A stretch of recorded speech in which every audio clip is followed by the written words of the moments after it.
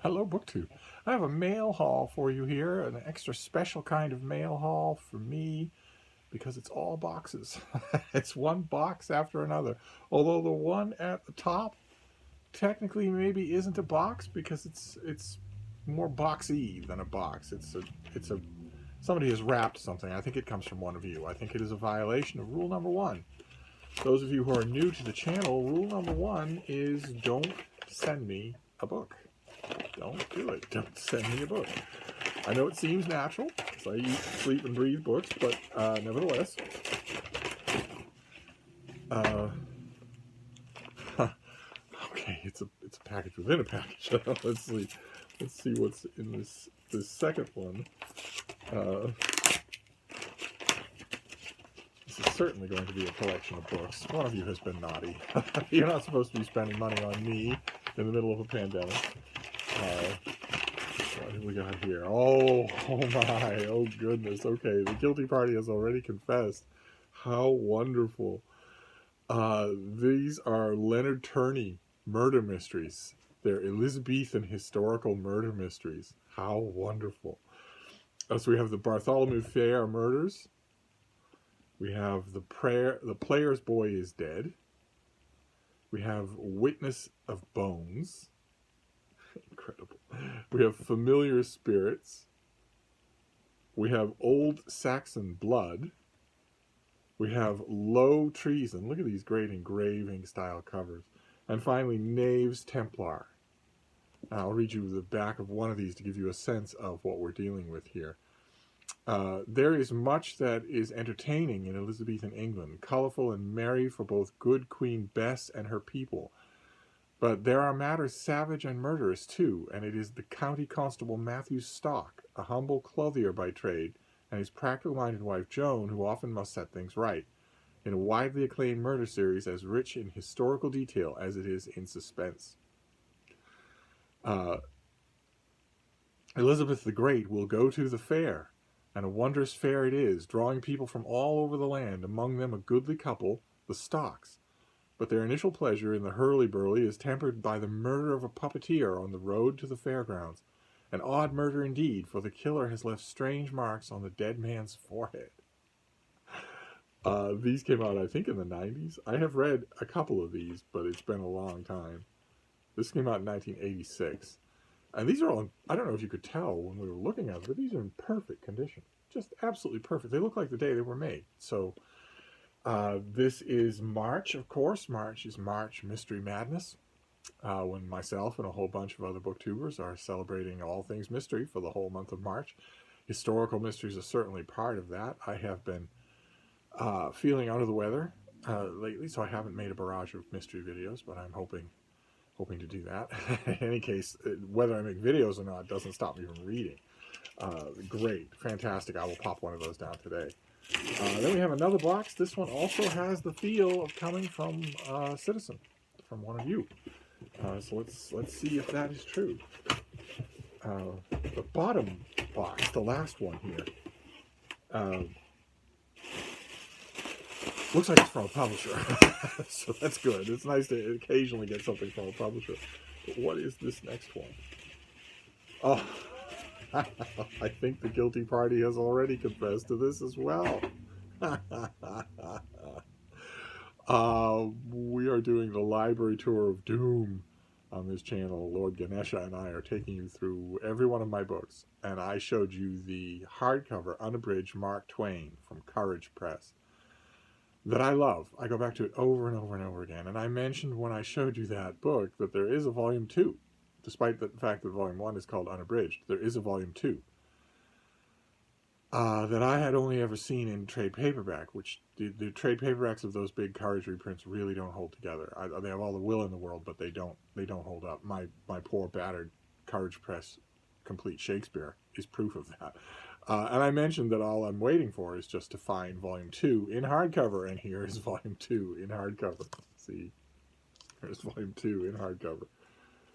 So this has everything, a lot of the things that volume 1 did not have. Let me give you an idea of that.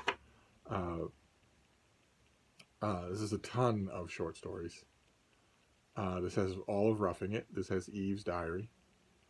This has Life on the Mississippi. This has Pudd'nhead Wilson. What else? What else does this have that you might know? So much good stuff in here. Good Lord. Well, it has lots and lots of stuff, but it has Life on the Mississippi and Roughing It would be the reason why I would want this thing. Although I'll talk about another thing that I'm going to be hard-pressed not to just dive right into. So in both these cases, the Elizabethan murder mysteries and Mark Twain, I want to thank the senders. I am not being churlish here when I invoke rule number 1. It's just, you're awful generous to some old coot who's just nattering about books. But then let's do this last box, which is from a publisher, so they have a right to send me things. They're not. What do we got here? Okay, it's a finished copy of something. What is this? It's paperwork all over. Sorry, I've lost the habit of doing this. What is this? Oh, very nice. Okay, this is from the University of North Carolina Press. This comes out in early March. This is out next Tuesday. And it is a biography of Fitzjohn Porter. This is called Radical Sacrifice, The Rise and Fall of Fitzjohn Porter by William Marvel. And there on the bottom is Abraham Lincoln visiting the troops, and I'm betting that Fitzjohn Porter is in that group. Let's find out about him. Let's see here. Let's hold this up and read. I got a pub sheet as well. Born into a distinguished military family, Fitzjohn Porter, who lived from 1822 to 1901, was educated at West Point and brevetted for bravery in the war with Mexico. Already a well-respected officer at the outset of the Civil War, as a general in the Union Army, he became a favorite of George B. McClellan, who chose him to command the 5th Corps of the Army of the Potomac. Porter and his troops fought heroically and well at Gaines Mill and Malvern Hill. His devotion to the Union cause seemed unquestionable, until fellow Union generals John Pope and Irvin McDowell blamed him for their own battlefield failures at Second Bull Run. As a confidant of the Democrat and limited war proponent McClellan, Porter found himself targeted by radical Republicans intent on turning the conflict to the cause of emancipation.